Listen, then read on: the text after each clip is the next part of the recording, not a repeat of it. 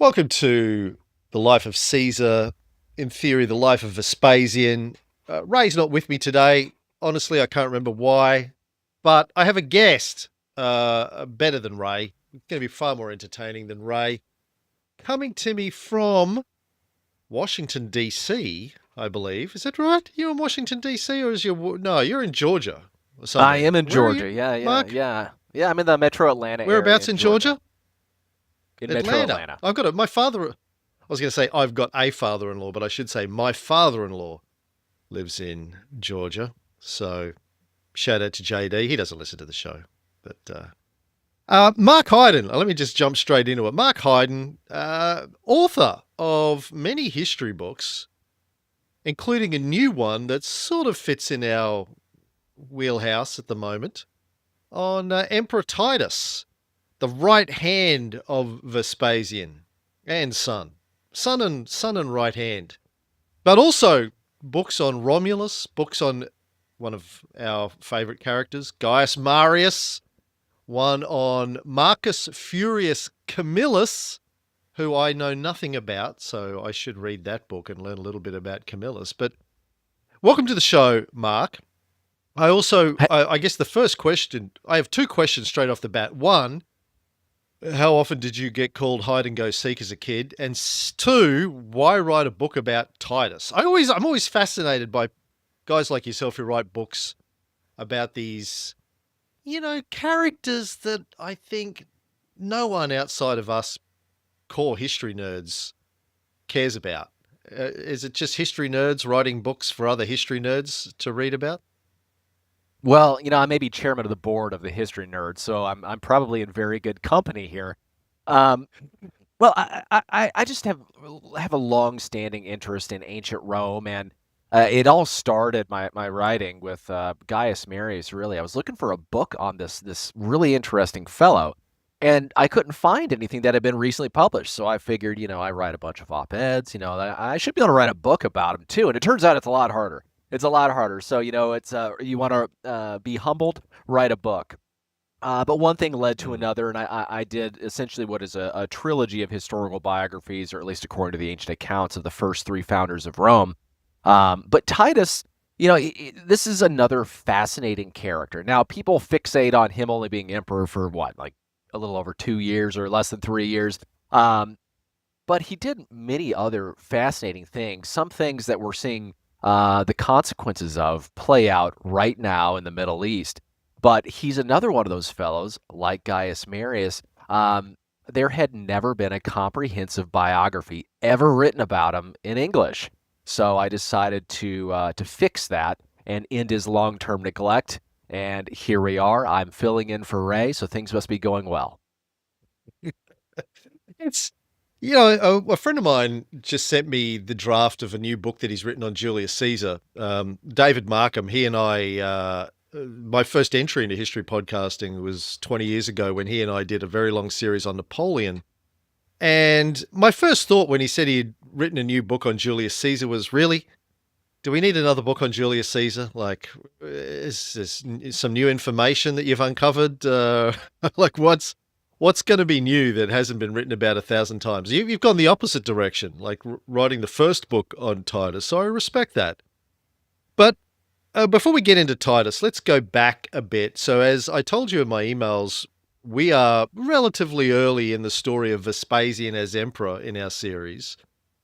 We've spent the last couple of years doing the Year of the Four Emperors. We just got to the point where Vitellius ran out of time and Vespasian, not even in Rome yet. He's still in Alexandria, just taking his damn sweet time. But I thought we should go back and build up to Titus by discussing your perspective on the rise of the Flavians, I guess, and what led to it. Because this whole period of the four emperors is just such a bizarre period in the history of Rome. And, we can talk about analogies to the United States as we go. I know you're a conservative, very rare for us to have a conservative on this show. I think I've spent the last 10 years upsetting all of the conservatives and the Christians on this show. So you can see can you see the poster behind me? I made a documentary. Oh, I should turn my camera on. I made a documentary of 4 or 5 years ago on the history of Christianity, or the history of the writing of the New Testament, actually. And that, if I had any conservative Christian listeners before that, I'm sure that ended that process. But I'm interesting, I know you've written articles about this. Was it Bibulus you compared Elon to?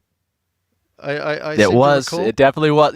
So I identify as a political conservative, but more in the traditional sense. And you can't work Right. in be in my line of work without having really thick skin. But I'm able to work across the aisle. I have libertarian tendencies, so perhaps I'm just homeless, politically homeless. Maybe that's a better way of describing it. Right. I feel like that too. I don't. Well, I'm not American, but even in Australia, none of the major parties reflect my view on what we should be doing. So I sit nowhere.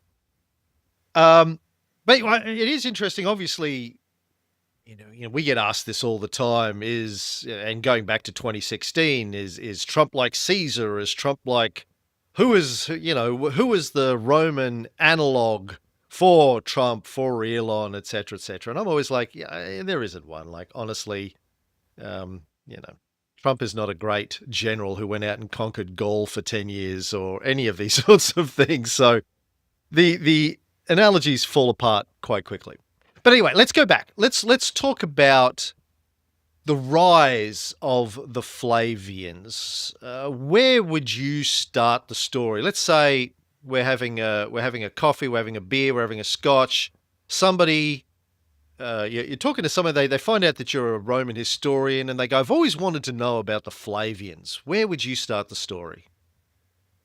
Well, being a loquacious individual as I can be sometimes, I probably go way back. But just, very briefly, not a whole lot is actually known about the Flavians more than, a generation, couple generations before Titus was born. And in fact, they may have traced their ancestry to a humble farmhand who may have had some Gallic background. So this is not a family you would have suspected to rise to power, but they engaged in, tax farming to some degree and banking, and they were able to accumulate quite a bit of wealth and marry their way up a bit too.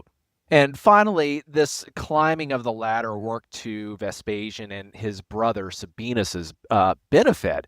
But Sabinus, seemed like he was destined for more greatness than Vespasian. Vespasian didn't even want to enter the cursus honorum to begin. That's the course of honors, path of honors to enter the political realm. He had to be goaded by his mother. So Sabinus is climbing this political ladder, and then Vespasian kind of lackadaisically is doing it, and has plenty of successes, but he also has some notable failures, and has run-ins with the emperors at the time. Caligula had mud thrown at him because he didn't clean the streets well enough, and then in another time when he was in Hadrumintum in northern Africa, he had I believe it was turnips thrown at him. So this is a guy that just keeps having trash thrown at him.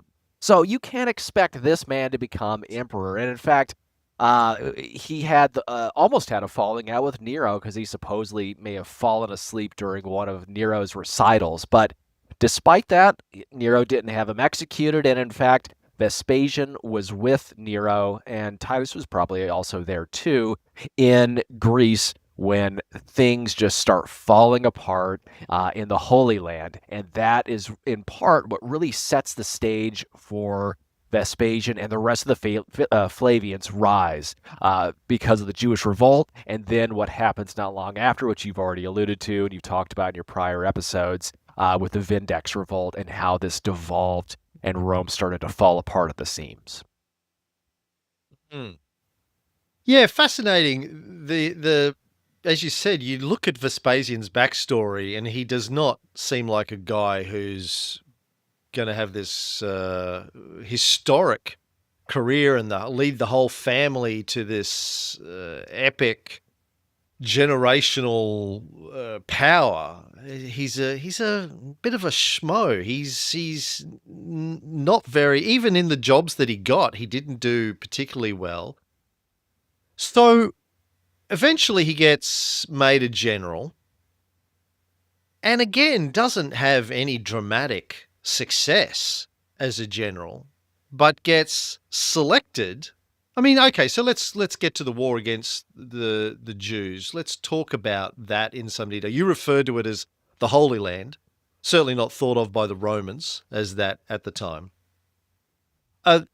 I've done quite a few episodes on the First Jewish-Roman War. I talked about it in my documentary because obviously it's if you approach the writing of the New Testament from an historical perspective, it's one of the key events around about that time.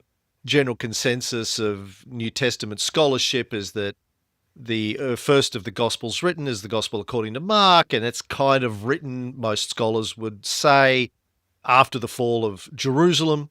And in fact, one of the purposes, I believe, of Christianity at the time, or it wasn't even really Christianity at the time, the Jesus cult at the time, was the answer to the question, well, as Jews, what do we do now that the temple's been destroyed?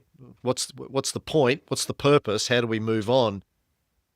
Talk to me about your perspective of the reasons, the genesis of the First Jewish-Roman War. How did Vespasian end up having to fight the Jews in the first place? Yeah, absolutely, and you're also very right. So I've studied some of the Gospels as well, and Mark was probably the first written, and it's almost exclusively accepted by scholars that it happened after the temple was destroyed.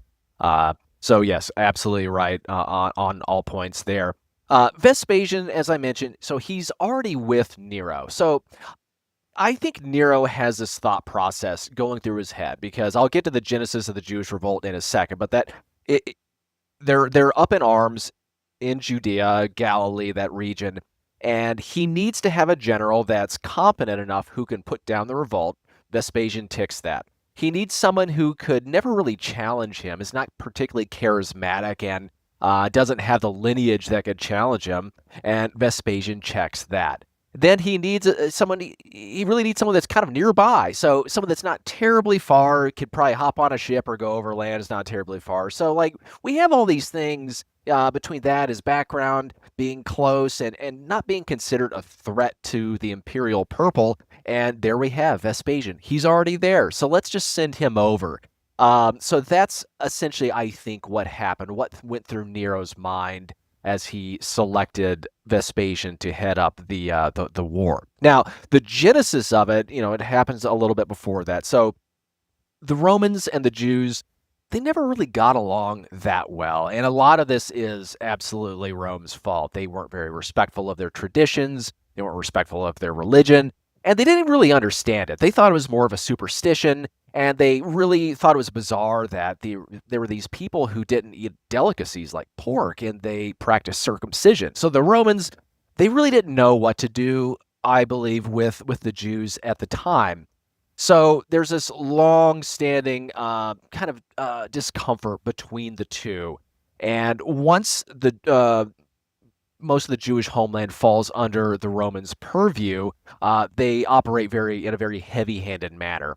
And they're not partial to the Jews. And you could see this play out because some Greeks decided to set up an altar outside of one of their temples and mockingly sacrifice some birds. And this was an egregious offense to the Jewish faithful. And, they probably led to some riots. They complained to the local procurator, who was essentially their governor, but was a rung below being known as a governor in the Roman hierarchy. He sides with the Greeks, so that really ticks the Jews off even more, understandably. And then he decides to march into Jerusalem and take 17 talents of wealth, an enormous amount of wealth from the Jewish treasury to pay for back taxes and possibly also help rebuild Rome, because not long before the city had burned down, at least a large portion of it. This was another egregious offense, that they just went in and took their money from them. So to mock him, they start passing around a basket, trying to raise money for this procurator as if he was some beggar that really needed money. Well, that really angered him. He was very thin-skinned, so he marches into Jerusalem and kills around, I think, 3,600 Jews that are there. I mean, this is a terrible step. Again, the Jewish people, they try to go to his boss and ask him for help, and he refuses. One thing leads to another at this point, and the Jews realize they cannot get any support from Rome, so they are up in arms. And these rebellions start popping up around Judea and in the Holy Land. Now, I wouldn't consider this a very organized event. This was probably impromptu. These were different warlords that were popping up, and one thing led to another. And then finally, some of the Pharisees tried to gain control of the rebellion and try to set up different governors. And Josephus was one of the ones that they assigned, and he became their governor of Galilee, where he fortified all these cities, at least according to his account. His account says that he was a great general, and he would have no reason to lie about that, obviously. He also claimed that he raised about 100,000 men at arms, but scholars think that might have been, around 8,000 instead. So at this point, Nero is aghast. The Near East, the Levant is up in arms. Revolt is spreading, and he needs to get control of it before things really fall apart. And that's when he asks Vespasian to go take care of business. And he is thrilled to have another opportunity to ingratiate himself with the emperor, probably gain a little money since he seemed to have perpetual financial problems, as well as make a bigger name for himself.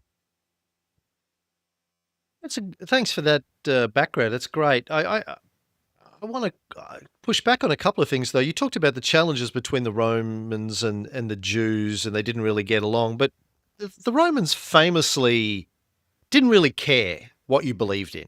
Like when they conquered a region, it was like, keep your religion, keep your gods, keep your customs, keep your traditions. We don't really care. Pay your taxes, and if we say you need to provide some cohorts for a legion, do that, front up if we need to go to war. Don't cause trouble, keep your nose clean, and just keep sending money to Rome. Really, that's all they cared about, really. Defend the borders, keep sending money to Rome. And also, if we need you to sacrifice to the Roman pantheon for some reason, because there's a famine or there's a war, we expect you to step up and do your bit to keep the gods happy. And I suspect that was one of the problems that they had with the Jews, and then later on with the Christians, is when they went, no, we're not doing that. They're like, whoa, whoa, whoa, whoa, whoa, whoa, whoa. That's you're putting the whole empire at risk here by not eating some of the burnt flesh in the sacrificial offering to whoever, Mars or whoever we need to keep happy this week. But there are these interesting, I remember when we were doing Tiberius, a series on Tiberius, there was some, like if you go back to Pompey and Caesar, their relationship with the Jewish people seemed to be relatively benign. I mean, Pompey would, when he conquered the region, would go in and take some stuff out of a temple. But, outside of that, they seemed to be fairly hands-off. Augustus was fairly hands-off. Tiberius, something happened around Tiberius's early years where I couldn't ever really get the backstory on it, but something went down between Tiberius and the Jews. There seemed to be some suggestion of claims of some sort of rebellion or minor infraction, and he had a whole bunch of people deported. Do you know any more about that story? There's not a whole lot on that. So Tiberius, as well as Claudius, there were these, they banished some Jews from the city of Rome. And the Edict of Claudius, there's debate over whether they're talking about Christians or whether they're actually talking about practicing Jews. But yeah, there was a fraught relationship. And to go back to your point about the Romans, when they would conquer someone, say, hey, you keep your gods, worship ours too, that worked really well for pagans. It didn't work very well at all with monotheists. And they struck a very uncomfortable balance with the Jews. So they said, hey, like a lot of the people in the East, we want you to sacrifice to the emperor. Well, the Jews couldn't do that according to their religion. So the agreement they came up with is, well, you'll sacrifice for the emperor. So that was kind of Well, the agreement. sorry, when they took over the region, there was no emperor, really. I mean, I guess Augustus, it sort of got solidified when Herod died, and the Tetrarchy, etc., under Augustus from memory. But Augustus didn't style himself as an emperor either. He was the Principate and all that kind of stuff going on. Later on, that. But in the early stages of Rome's control over the region via Herod or directly under a governor, there was no sacrifice to the emperor. It was just to the pantheon, the Roman pantheon, right? Later on, an emperor sacrifice, sure. Yeah, yeah, and then of course it does kind of get out of control, especially under like some of the more so-called mad emperors like Caligula and everything. And then it By brings the way, us to I I'm a big fan of Caligula and Nero. I think they're hard done by in history. We've spent a lot of years trying to resurrect the honor of Caligula and Nero. I just feel bad for Caligula and Nero, really. I mean, they're these kids that grew up in horrible circumstances, horrible pressure, family members all getting killed, and then power and wealth thrust upon them as teenagers. No guidebook, no rule book, no real training in how to handle that level of wealth and power. They're like Michael Jackson. You're a child star and you're fabulously rich. All right, go. Off you go. Have fun. And they're like, what? No, I can't handle it. And they just want to have fun and party. And Nero just wants to be an actor. And Caligula just wants to have fun and race and sleep with lots of cameras and get beautiful away women. from all the Epstein news. But he is just a complete joke. And Cheryl, I totally agree with you. Where's that coming from? Again, Did you hear only the that? mob pleads the fifth. DJT. Yeah. I mean, this guy, one of the Oh, it was Twitter. I had X open because I was catching up on your X feed, and some video on X started playing. That's weird. Sorry about that. I thought I was well, hearing your thoughts. no, going through now your we're head gonna for a second. we've got to go from Caligula to Epstein now. So we're getting ready. Epstein. It's Oh, getting ready to be perfect, real. Really. Yeah. It's more like Tiberius's sex palace on Capri, Epstein's Island. Anyway, sorry, get back to, I interrupted you on the Caligula and Nero thing, the mad emperors, as you said. Yeah, so the Jews sacrificing to emperors. Yes, well, and then of course we know that Caligula wanted to erect a statue of himself, on the Temple Mount, possibly inside the actual temple, and so this is just a long string of offenses that really the Jews have had to put up with, and then by Nero's time, between the brigandage that's happening, economic troubles, and then the heavy-handed approach from the Roman procurators and governors. They've had enough. They want to secure their independence and not live just under a client king. They want to be secure in their independence. And that's, part of what my documentary covered was this exploration of the intertestamental period in Judaism when you kind of have these groups that vaguely think that the Messiah is going to come, the Messiah is going to rise up and conquer the oppressors of Judaism, which of course at this time is the Roman Empire. They'd had a series of oppressors over the last 400 years, give or take. And we see this in the first Jewish-Roman war. We see this internecine warfare between the Sadducees and the Pharisees and the different messianic wannabes that think that they're the one, or their followers think they're the one that's going to overthrow the Romans. But from the Roman perspective, the Jews are the weird ones, right? It's the Jews are weird.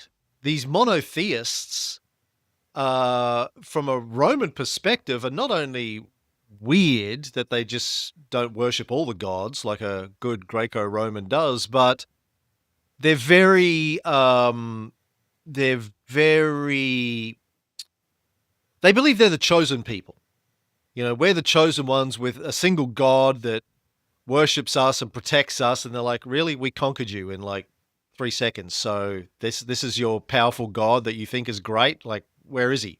Why is he not protecting you from us if he's so good? You should come and worship our gods. Our gods are obviously much more powerful because we conquered you and everyone else as far as the eye can see.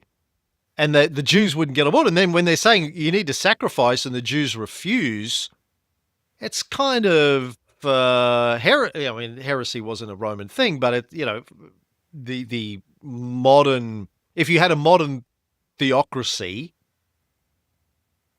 okay, I won't talk about current state of the United States, but if you have a theocracy and people aren't doing what they're supposed to do and worshipping the gods in the right way, then they're the ones that are the problem, not the other way around. And at this point, the Jews were part of the Roman Empire. They were supposed to get on board and worship the state gods and worship it in the right way to protect the state, keep the state safe. Yeah, and the Roman religion, well, if you can even call it that, it was paganism. So they believed it was really communal in nature. So everyone had to take part. You didn't have to believe in it, but you had to take part, because what if Zeus is looking down and he sees your neighbor Bob and he's not really pulling his weight on his sacrifices? You know, it could really tick off Zeus, and he's going to take it out on all of Rome. So everyone needs to do their part, even if they don't buy into it, to ensure that they're safe. And the Jews, they were not going to buy into a system like that. You see that in the persecutions a couple of hundred years later, Diocletian, those sorts of things, when you read some of the Christian accounts of the persecutions, the so-called persecutions, where you have Christians brought in front of a procurator or something, and they're like, listen, just eat the burnt meat. I don't care what you do. I don't care what you believe. Just eat the damn meat and we can all go home. I don't want to have to kill you. I mean, I didn't wake up this morning and go, I'm going to kill some Christians today. I got real things I have to get done, but the emperor says you need to eat the meat. Just eat the damn meat and we can all go home and get on with our lives. And they're like, no. And you can see these governors are like, come on, dude. Seriously? Really? It's delicious. Eat the meat. Eat the damn meat. And they won't do it. So yes, I think from a Roman perspective, they were just weird. It was a weird sort of fringe cult that had been around a long time, but the Romans couldn't make sense of it. So let's get back to the first Jewish-Roman war. Okay, yeah, so the Jews were offended by different things that emperors and procurators were doing. But there was this sort of messianic component to it too, wasn't it? There was these groups of, let's say, militia, from a modern perspective, these militia that were looking for an excuse, any excuse to motivate the people to rise up and overthrow the oppressors. And it was, as I explored in my documentary, there was no real single version of the truth in terms of what the Messiah was going to appear as. Part great warrior in the style of King David, part spiritual leader, part something else. Like, there was lots of different versions of what the Messiah would look like, but there was this idea that someone would rise up like a King David, overthrow the oppressors, and they would all get behind it, and it would all be great, and everyone would worship Yahweh, and there would be peace, and the Jews would conquer the world, and it didn't come to pass. They picked the wrong moment to have a crack at their oppressors. And even before this, I mean, there were, as you've alluded to, there were several alleged messiahs popping their head up. So in what we now know is the Holy Land, and there wasn't this time. And then afterward, even with like the Bar Kokhba war, it was as well. So this is a recurring theme, but they wanted their independence. And many of these people were steadfastly dedicated to this. I mean, when Vespasian was laying siege, I think it was to Jotapata, they captured one of the insurgents or rebels, whatever you want to call them. And no matter what they did to this man, torture him and slowly kill him, he refused to aid the Romans. He was dedicated to his people and to the cause, and supposedly he even died with a smile on his face. Yeah, and we see that again under the persecutions of Diocletian. A lot of this martyr syndrome. A lot of and even a lot of the Christian leaders at the time were writing to Christian communities saying, "Don't do it. Don't willfully have yourself executed. That's not in anyone's best interests." But it was sort of there was like a death cult thing going on. So let's get back to Vespasian. So you were talking about why he was sent to Judea in the first place. Before that, he'd had sort of a minor military career in the invasion of Britannia. He'd spent some time in North Africa, but really no great, outstanding military victories under his name in either of those. He got himself a consulship, so he must have done something worthwhile, but really he seems to have been a relatively inauspicious military leader. And then even the Jewish-Roman War, I mean, it's important to us today from an historical perspective, but at its time, I don't really think most Romans would have paid very much attention to it. It's a fringe province that is full of weird people with these weird beliefs. They're causing some trouble. We sent some guys in to shut it down. Again, it doesn't really seem like it's building him up to be the chosen one. But then we get to the year of the four emperors, and he gets handpicked by, I think, his sons, is my take on it. The way I portrayed it in our Vitellius and Vespasian series was like, the sons are like, listen, it's obviously up for grabs right now. Anyone can be emperor. Like, why not you? Like, if anyone can get the top job, look, would be good for us if, you're the guy on the throne. But I can't pick apart the rationale really for putting Vespasian up for the top job outside of, well, why not him? Have you got a different perspective on why Vespasian ends up being a claimant for the throne in 69? Yeah, I mean he is the guy. I mean he's the one that's standing and has a bunch of troops. But to go a little bit further back, so he comes in with maybe 60,000 troops under his command, including a lot of local auxiliaries. But there's 3 legions in there, and he, along with his son, who is the head of the 15th Legion, start laying siege to all these cities in Galilee. They slowly subdue a lot of the Jewish homeland, and then all the stuff goes crazy with the Vindex revolt, and Galba claims to be emperor. And Vespasian seems very happy to get along with whoever the Senate appoints. He administers the oath in support of Galba, and even sends his son to go meet with him, but Galba gets killed by Otho before he can reach there. And then there's the whole Vitellius issue. So there's two claimants at that point, and Titus doesn't know if he should continue to Rome. I mean, he could end up being a hostage to one of the two, and he doesn't know which one his father would prefer. So he heads back home, but back to the front, and before he does, he stops and talks to a priest and kind of hints that he's thinking about having his dad try to claim the imperial purple, and the priest says, things are looking good. Of course, they're very vague in their omens and what they predict. And Titus hurries along and kind of tells Vespasian what he would do. He thinks that he should throw his hat into the ring.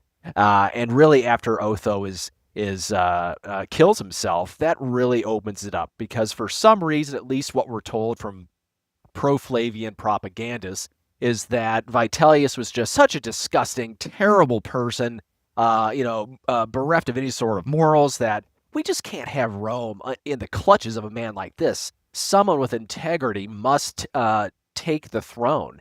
And Vespasian, is standing there, and his army apparently demands that he do it, or else they'll kill him, which is complete theater, of course. Like these were very loyal legionaries. They wouldn't threaten to kill their commander over something like this. So if this happened, it was pre-planned political theater. And in fact, you can see this because his troops acclaimed him emperor, but 2 days before, in Tiberius Alexander in Alexandria, his troops declare for Vespasian. So they had planned everything out. It's just someone jumped the gun or was a little bit late. But why was it Vespasian? He was popular, or at least popular enough in the East. He was able to get 14 legions to swear to him. But really, it kind of looks like it probably would have been between two people. So Tiberius Alexander was actually Jewish, so he wouldn't have been able to be emperor. So that leaves maybe the Syrian governor, Mucianus, or Vespasian.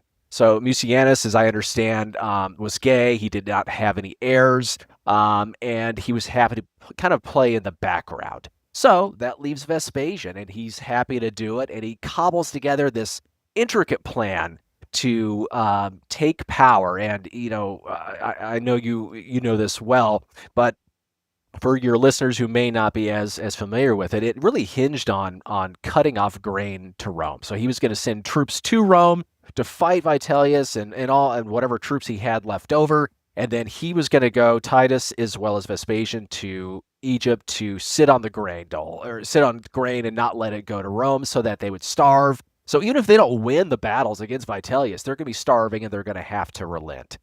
This is a fantastic plan. Now, I'm going to pause for a second. Cameron, this is the Leroy Jenkins moment. Are you familiar with this? So no, it's Leroy Jenkins. So this is an internet meme from years ago where it's a screen grab of these people playing a video game of some sort. Yes. Oh, no. Sorry, I was thinking someone else. Okay, keep going. So these characters are all sitting around in this live action game, and they're talking about their plan to win. And then all of a sudden, in the middle of them planning, this guy yells his own name. He says, "All right, let's do it." And then he yells his own name, Leroy Jenkins, and he rushes in to fight while they're still trying to plan. This is exactly what happened in Rome. Primus decides to just rush in there and take on Vitellius before Mucianus is even over there. And he's actually very successful, unlike the Leroy Jenkins moment. So this is just an ancient account that's just like something similar to what happened in the modern era. Right. So you said Mucianus was gay. I never picked that up. The interesting thing, like we've talked about the fact that Mucianus and Vespasian didn't really get along very well. There seemed to be tension between the two of them until he decides to back Vespasian's play for the throne, and then he becomes he's his right-hand man in the early stages, but while Titus isn't in Italy yet. So where did you pick up the fact that he was gay? Now those are secondary sources that have reported on it, and I've seen it more than once. So it's implied. I haven't seen it in the ancient accounts. I've seen it from secondary accounts.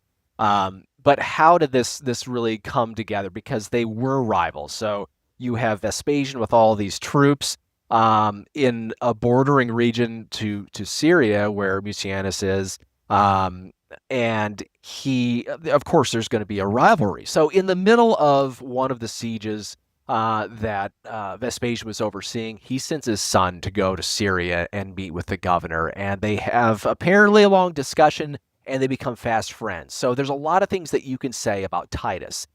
Some people have questioned, including myself, how great of a commander was he? What was his really what were his big successes early on in the war?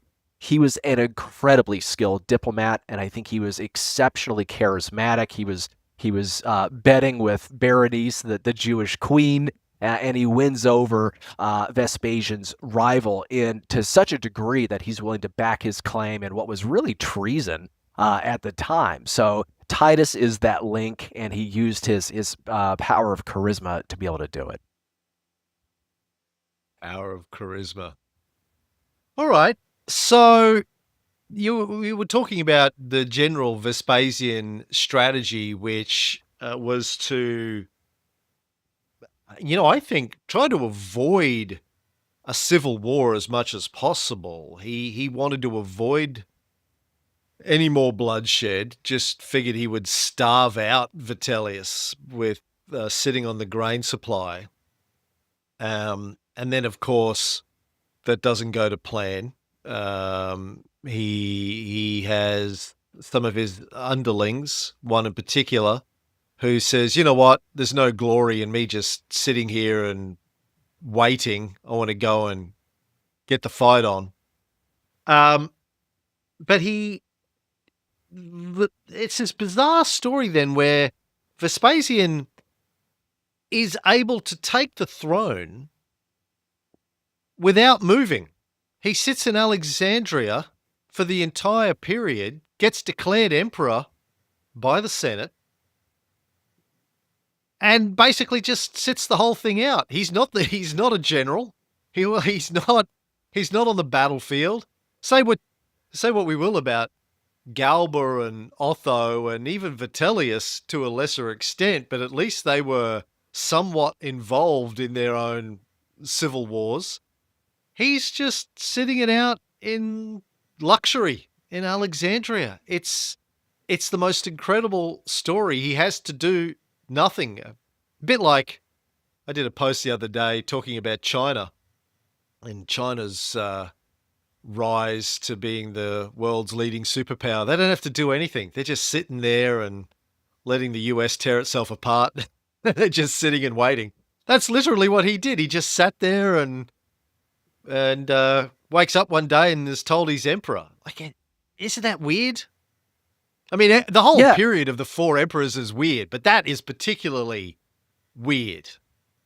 Yeah, when you go into this not knowing about Roman history and you're like, okay, Vespasian rises to power, you expect these massive battles, like you've heard from prior wars in which he's leading from the front or something along those lines, and it's really not like that. It's this general who had some Pannonian legions that decided to rush in there before anyone else. Now, I think that Vespasian was dedicated to meeting Vitellius's legions, his troops, and that's why the Syrian governor was coming overland at the head of troops.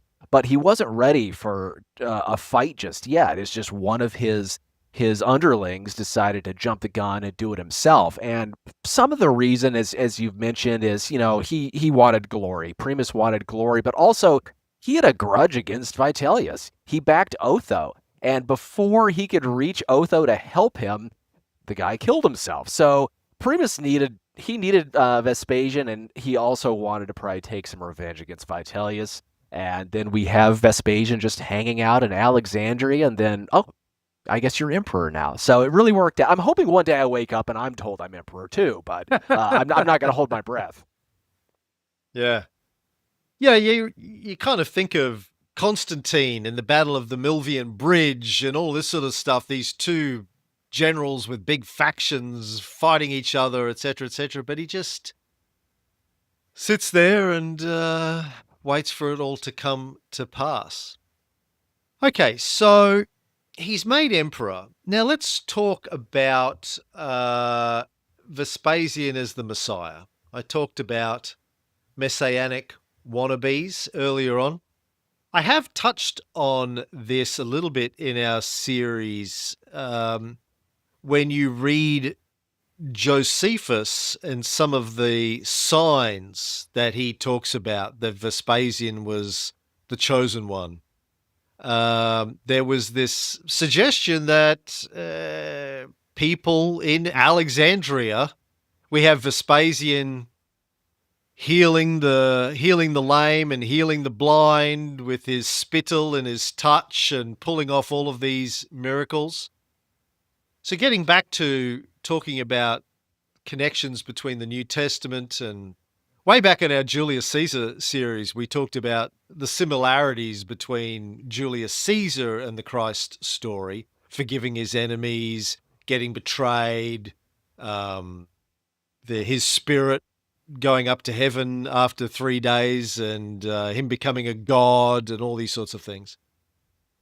And also Augustus being the son of a god, and Augustus being deified, and all these sorts of sort of parallels with some of the motifs that were built up around Jesus by the early Christians.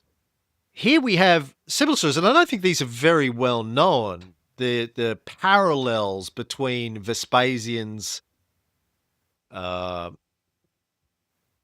messianic credibility, according to Josephus, and the Jesus story, and then trying to work out who's copying who here, because when you look at when Josephus was writing, when Marc, or whoever wrote the Gospel according to Marc, was writing, the overlap of the stories here.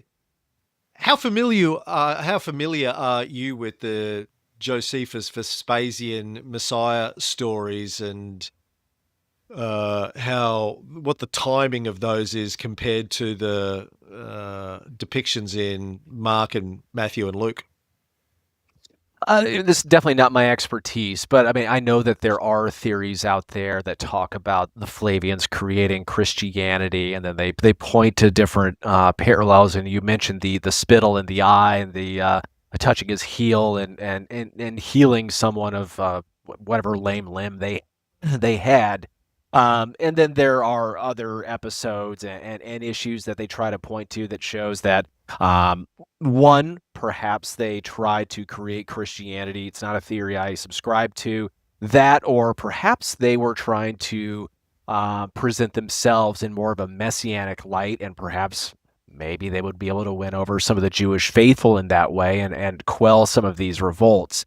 I'm not a strong adherent to some of those theories. To be perfectly candid, I mean, I wrote a pretty scathing one about Titus inventing Christianity not long ago, which that's something we can talk about on a different episode. But there are some of those episodes. But I do also want to note that while it's pretty widely reported on the spitting in the eye and then touching his heel to a lame person, I think it was Tacitus that kind of poo-pooed the idea of it. He's like, yeah, they reported on it. However, here's the reasons why those people were actually healed.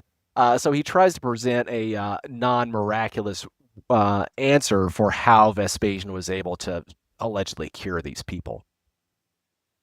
Yeah, for the record, I don't buy the theory that Christianity was invented by the Romans to control the Jews either. And you know, the mainstream scholarship poo-poos that whole thing.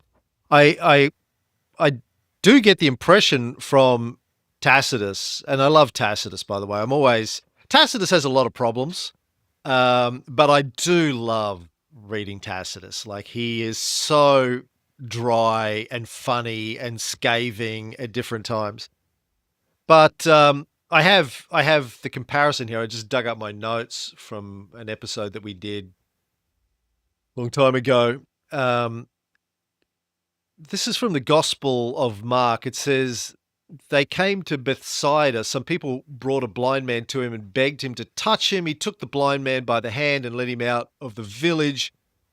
And when he had put saliva on his eyes and laid his hands upon him, he asked him, "Can you see anything?" And the man looked up and said, "I can see people, but they look like trees walking." Then Jesus laid his hands on his eyes again, and he looked intently, and his sight was restored, and he saw everything clearly. Tacitus says, at Alexandria, a commoner whose eyes were well known to have wasted away, on the advice of Serapis, whom this superstitious people worship as their chief god, fell at Vespasian's feet, demanding with sobs a cure for his blindness, and imploring that the emperor would deign to moisten his eyes and eyeballs with the spittle from his mouth. Another man with a maimed hand, also inspired by Serapis, besought Vespasian to imprint his footmark on it. Now, this happens in 69. As we said earlier, Mark's gospel is thought to have been written around 69, 70. So Tacitus is writing a few decades later, but we're assuming he's writing it from contemporary sources that talk about.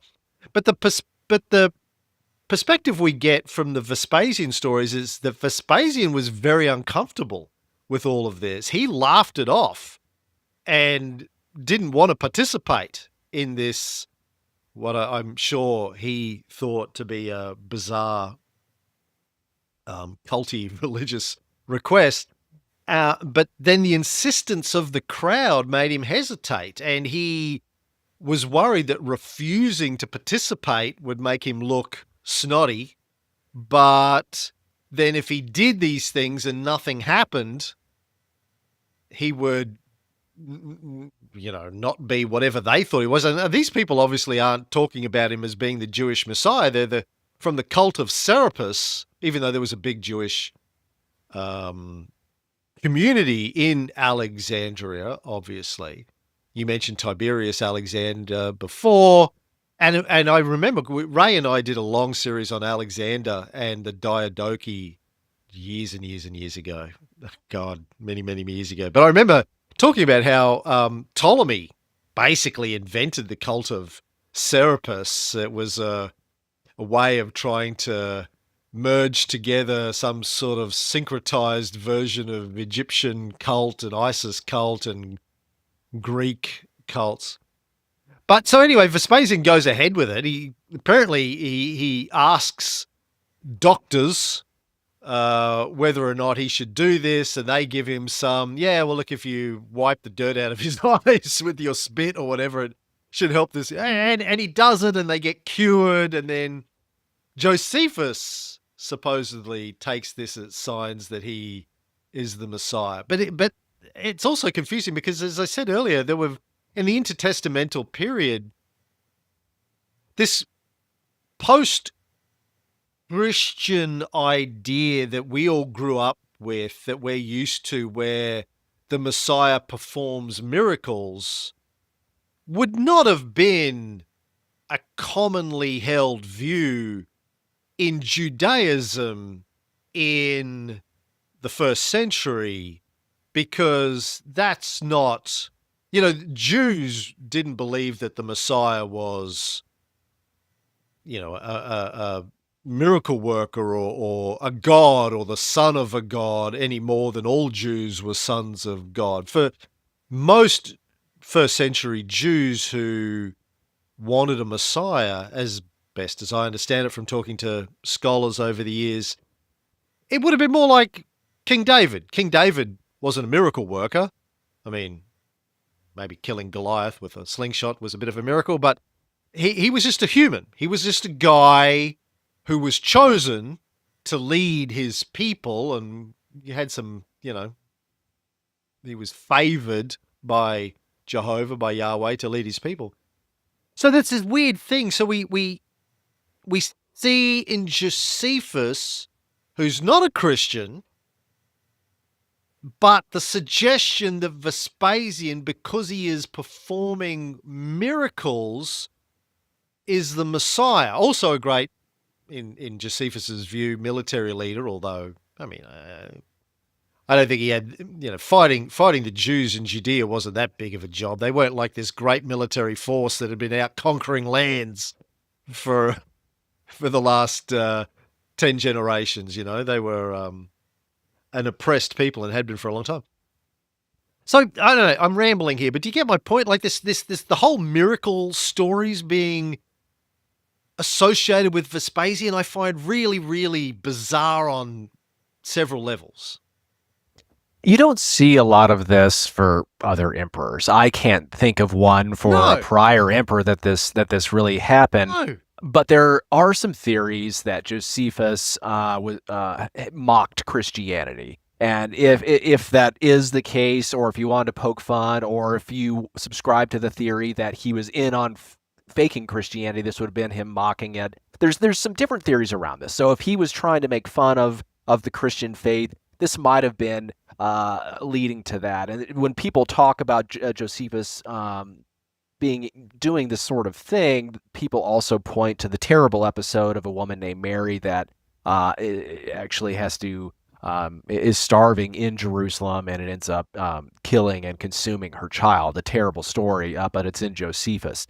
I also think we need to keep in mind that Josephus was the Flavians were his benefactors. So he had a vested interest to make them look fantastic. And they gave him an allowance, most likely. They gave him land in Judea, even got a room in Vespasian's house. So very favored. Yeah. And some of these other ancient writers, too, were bankrolled by the Flavians, most likely. So we talked earlier about Caligula and Nero being looked at as just terrible, which they probably were pretty bad emperors, but they got bad PR.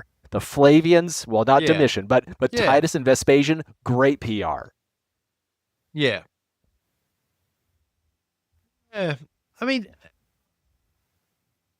when you talk about Josephus and the Christians, I mean, leaving aside the testimonium, which obviously has some problems, he seems, he acknowledges the existence of a Christ cult, a Jesus cult, and there are some issues with both mentions of that he has. But he's writing the Jewish War around about 75, we think. So not that long after these events took place. 5-6 years after this took place, and he's probably writing it for a period of time, before it gets published. Again, Marc is probably written around this time, but how much distribution did, my take on the way that the Gospel according to Marc, why it was written and how it was distributed, it wasn't published by Random House and on every book street corner. Like, this was the Jesus cult in this period seems to have been a mystery religion. In many ways, it was underground, wasn't really something that was being talked about a lot. In fact, one of the stories I told in my documentary is, which I think is very telling, the first time Jesus ever appears in a gospel and says anything in a gospel is in Mark 4:12, when he is with a mob, I think it's in Galilee, and then he gets on a boat with his disciples and he goes out in the sea. And to paraphrase Mark, he says, I'm not going to tell the people the truth, because if I told the people the truth, they'd want to get saved. I'm only going to tell you the truth. To everyone else, I'm going to talk in parables. It's the first thing Jesus says in any of the Gospels. It's the first thing that Mark has about anything Jesus has to say. And so the question I always have is, well, what's Mark trying to tell us here? Why does he say Jesus isn't going to tell anyone the truth? He's only going to talk in parables. Seems to suggest that he's saying everything I have Jesus say from this point on, you should take as a parable. The second question I had for all the scholars when I did my documentary is, well, what is the truth that he's telling the disciples that he's not telling the people? Because he never goes on to say that. And they said, we don't know. It's called the Markan secret. We don't know what the secret was that he was going to tell the people. The other question is, why didn't he want the people on the land to get saved? Isn't that the whole point, is he's there to save them? Why doesn't he want them to get saved? Anyway, point being that it seems like this is a mystery cult, mystery religion that started to write stuff down, which you weren't supposed to do, and then it kind of leaks out over time. And then when you see the historical progression of the Gospels, when you read Mark, Jesus doesn't appear to be that special. He's just a guy who is trying to tell people that the end of times is coming. By the time you get to Matthew and Luke, written 15, 20 years later, he's starting to become a little bit more powerful. By the time you get to John, written another 20 years later, he's literally saying, I am God. So there's this progression of the evolution of the depiction of Jesus in these gospels over decades. But getting back to Josephus and Mark, like the point I'm trying to make is I don't think Mark was very well read by the time Josephus was writing. So the question then is, would he have heard of these miracle stories? Were these miracle stories already well known? Were people hearing about, oh, there was this guy and he was able to cure the blind and heal the lame, and Josephus was taking that? Or did the stories start with Vespasian and Mark picked them up and said, oh, no, that wasn't Vespasian, that was Jesus who did those things? But as you said before, like, there are no other miracle stories being associated with emperors that I can think of. So it's just such a bizarre thing for Josephus and Tacitus to be writing about Vespasian at all. Anyway, I don't know what my point is there. It's just as bizarre. It's weird. I think Suetonius may have also mentioned that episode as well. And he does. Yeah, you're right. So the Gospel of Mark probably finalized around about 70 AD. Then if you look at Matthew and Luke, probably between 80 and 100, and then John, gosh, I don't know, maybe about 120 or so AD. However, there are scholars mostly agree the Gospel of Thomas, the Sayings Gospel, actually predates Mark, and then there's also Q source. So there were pre-existing.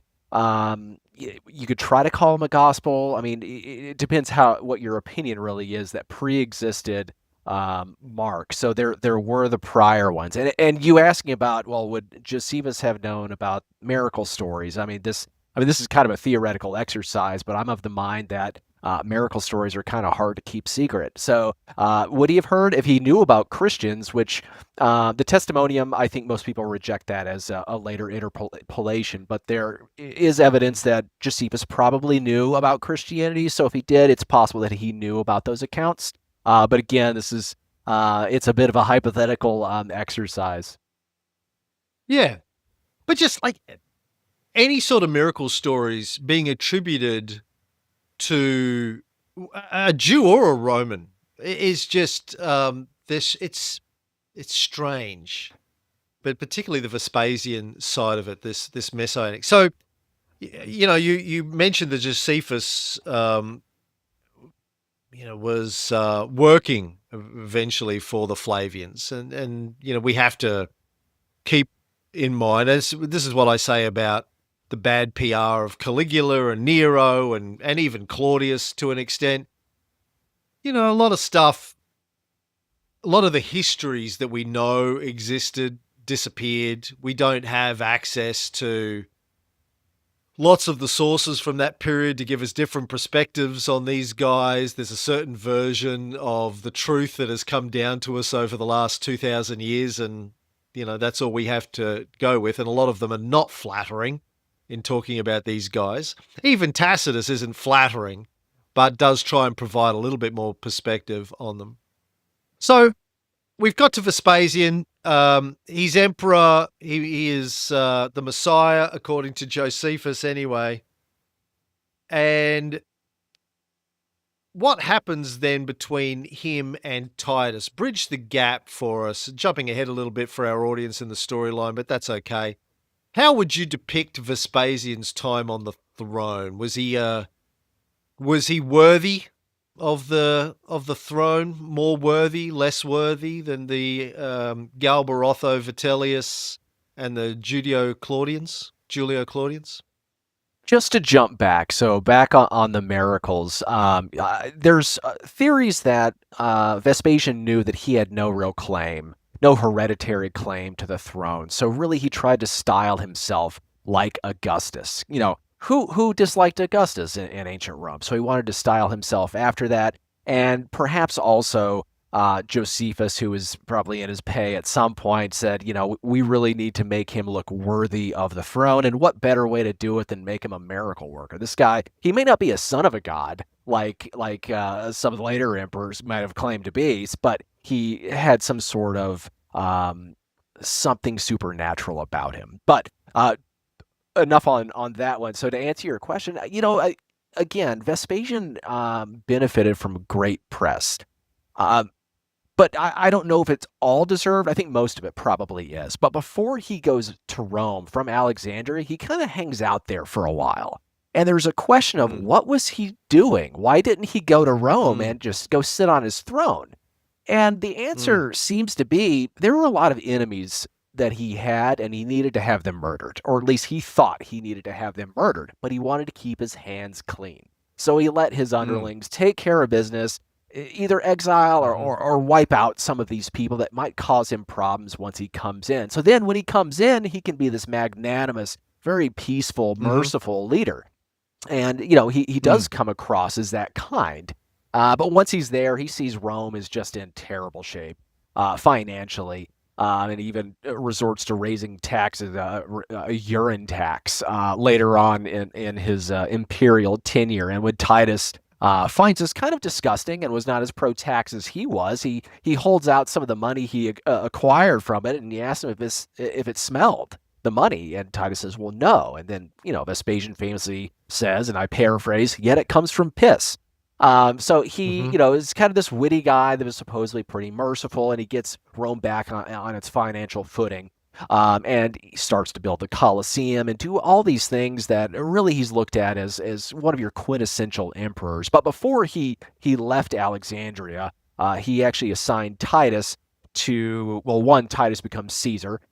So he's the heir to the throne, and he shares a consulship with his father in absentia.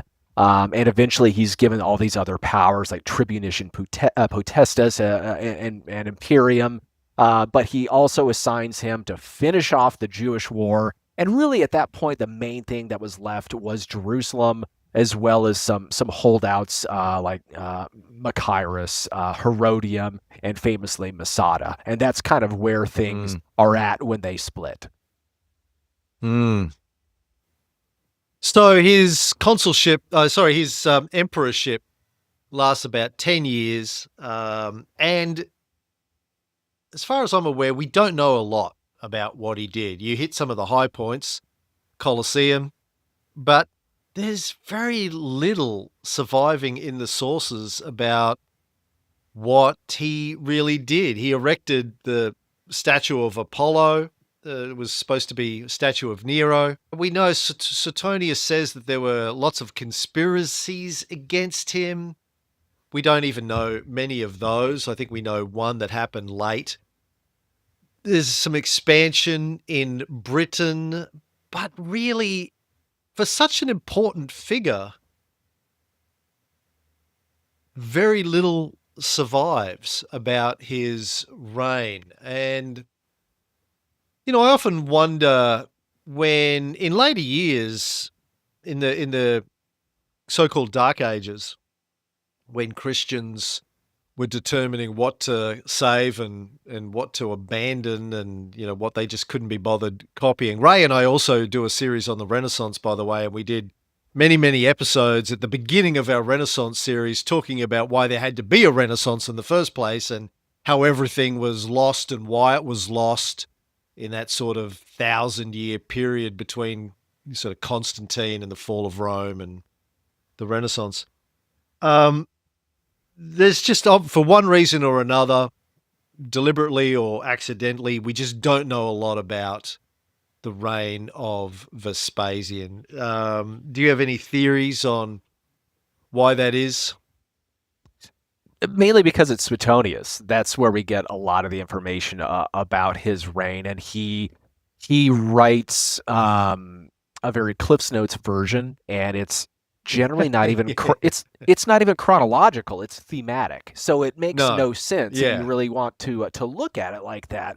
But you can read between the lines. We know about Agricola, eventually going through parts of the UK and taking care of business there. We also know that there are several provinces that Vespasian added. Now, a lot of these might have been formerly client states that he just enrolled formally as provinces. But there is really a dearth of evidence, and I think it just goes to these are the only sources that we have left. It's what if all you have is Plutarch's Lives about, some Marius or Sulla, I mean, there's only so much you can really know. Although it's much worse if you're having to rely on Suetonius, who is a bit of a hack when it came to a historian, but he's what we've got. Yeah, and I don't even, I don't think Suetonius considered himself a historian. One of the things we've talked about a lot in our shows over the years, going right back to Alexander and Caesar, is the professional historian, as we think of them today, didn't really exist back then. There were some guys that had a crack at it and did the best they could, and I think Tacitus is one of those. He took it somewhat more seriously, but Suetonius is trying to write stories about morals and values and what makes good people good and bad people bad. And sadly, it's just one of the few things from that era that has survived. What about the sources for Titus? When you were starting your book on Titus, how much did you have to work with? A lot of it's about the same situation. You're looking at Cassius Dio, you're looking at Suetonius, a little bit from Tacitus, and then you have Josephus, and that's in large part what you really have here.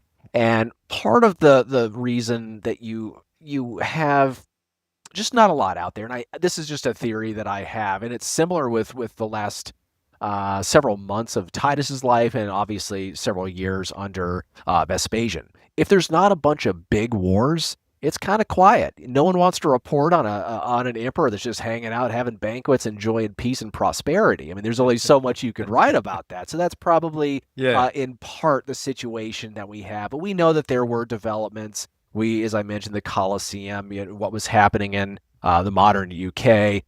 So Rome was busy, but it just so happened to not all of it was noteworthy, I guess, to Suetonius. Big question I wanted to ask you is, with the research that you did on Titus, was he in the Epstein files? We'll know when they ever get released. I'm joking, of course. I'm not following the whole Epstein thing too closely. They said there's not a list. I don't know if there's a list. I don't know, not my policy area. So we'll find out if Titus is in there once there's a discovery, I guess. Well, a hoax. Okay. Well, give us the quick. People are obviously going to go and buy your book and read your book on Titus, but give us the Cliff Notes version on Titus's few years as emperor, highlights and lowlights. Yeah, he had one of the busiest couple years as emperor that just about anyone had. The Colosseum is finished. He finishes the imperial baths. There's a fire of Rome. There's a plague. Vesuvius blows its top. Agricola is still busy in the UK, and he's dealing with assassination attempts. This is a person that is very busy and manages it all with great aplomb. And he seemed to kind of transform himself, because before becoming emperor, I mean, he shared power with his father, but he was also one of the Praetorian prefects, and he was kind of a tyrannical enforcer that was very quick to murder anyone that may impugn his father or even think about harming him. But he changes and becomes this kind of loving father figure, if you will, as an emperor. And who knows what would have happened if he lived longer? But he died, according to some people, under mysterious circumstances. Really, it seems more like it was malignant malaria as opposed to Domitian killing him or anything. But he dies, and he joins the many deities in the pantheon, and gets to join his father and be worshipped for many years to come. And I believe there were suggestions that his younger brother Domitian was plotting against him. Yeah, so we talk about the good and the bad press. We've talked about that several times, and the ancient authors were aggressively opposed to Domitian, and anytime they could make him look bad, they were going to take that opportunity. And I think they saw Titus, a good emperor, Domitian, a bad emperor, and he had motive to kill Titus to succeed him to the throne. So therefore, let's say that he plotted against him. And there are the reports, but there's also the coins showing Titus and Domitian holding hands and ruling together over Rome. Although a lot of times when they had coins like that announcing peace and prosperity, often it was the direct opposite. But there doesn't seem, from my perspective, I think Domitian was probably just he was probably innocent in any sort of real plotting. And I don't think he had anything to do with his brother's death, even though he did benefit from it. And Titus was like, what, 40, 41 when he died?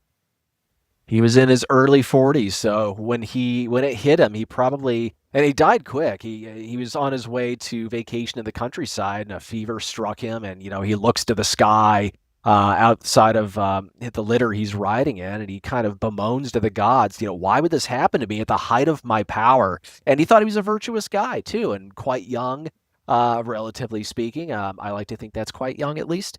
And then he's struck down, in a matter of days or hours after that, and then we get Domitian, and things go a little sideways for Rome.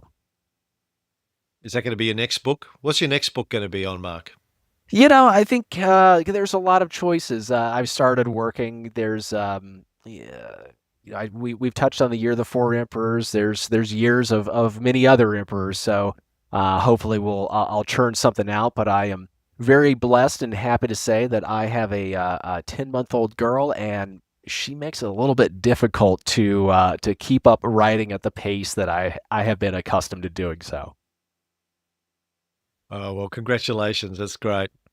Well, listen, I guess I should let you go. It's been really fun to chat and get your perspective on all of these things. Congratulations on the books. I'm looking forward to reading the one on Titus. I just don't want to jump too ahead in my timeline, but no doubt when we get to Titus in our series, we'll be talking to people about what you've said in your book.